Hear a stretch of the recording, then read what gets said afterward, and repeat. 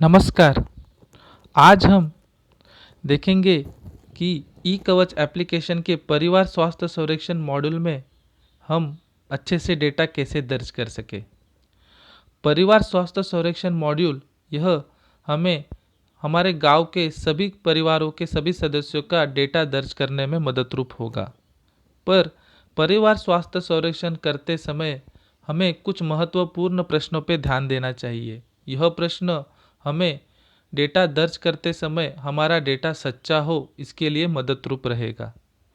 तो चलिए हम देखते हैं कि यह महत्वपूर्ण प्रश्न कौन से है। पहला प्रश्न आता है कि सदस्य का नाम, प्रथम नाम, मध्य नाम और अंतिम नाम, जैसे आप स्क्रीन पे देख सकते हैं। अगर सदस्य का नाम सुनील अनिल शर्मा है तो उसका प्रथम नाम सुनील आएगा, मध्य नाम अनिल आएगा और अंतिम नाम शर्मा आएगा। हमें ध्यान रखना है कि ये नाम आधार कार्ड के अनुसार हो और हमें यह भी ध्यान रखना है कि यह पूरा का पूरा नाम 3 भागों में डिवाइड करना है।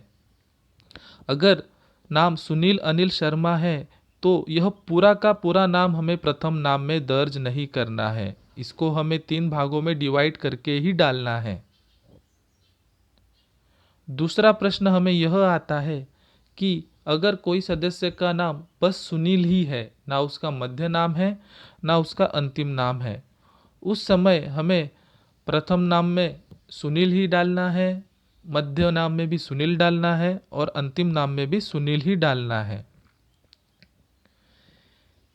तीसरा प्रश्न हमें यह आता है कि कोई सदस्य का नाम हमें दर्ज करते समय समस्या होती है।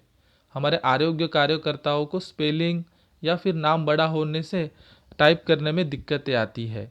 इससे हमें एक वॉइस रिकग्निशन नामक एक आइकॉन दिया गया है। इस माध्यम से हम अपने बोलने से ही नाम दर्ज कर सकते हैं। उसे यूज़ करने के लिए हमें नाम पे क्लिक करना है। उसके बाद एक स्क्रीन दिखाई देगी। स्क्रीन के ऊपर एक मध्य भाग में माइक जैसा आइकॉन दिखाई देगा, उस पे हमें क्लिक करना है। उस पे हम क्लिक करेंगे तो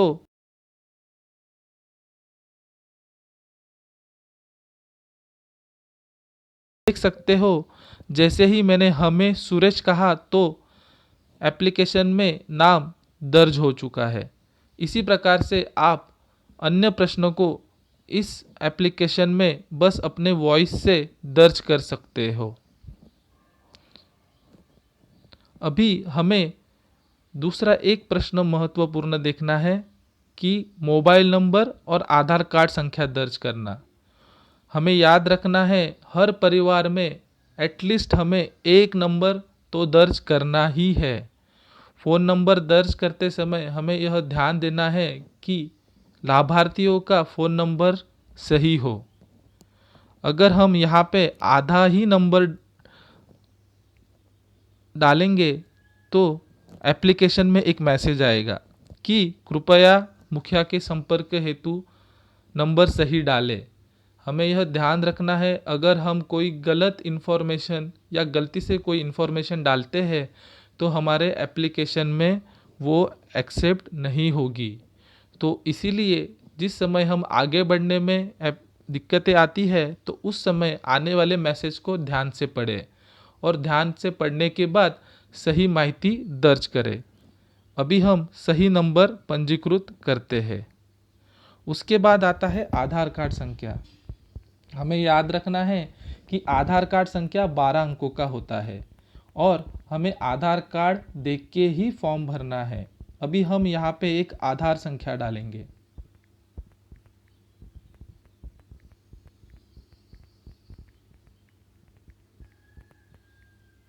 यह आधार कार्ड संख्या हमने दर्ज की है। अभी हमें आगे बढ़ना है।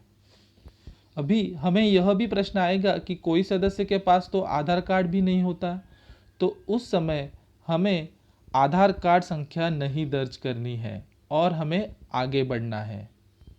इस प्रकार आप हमें मोबाइल नंबर और आधार कार्ड संख्या ठीक से दर्ज करनी है।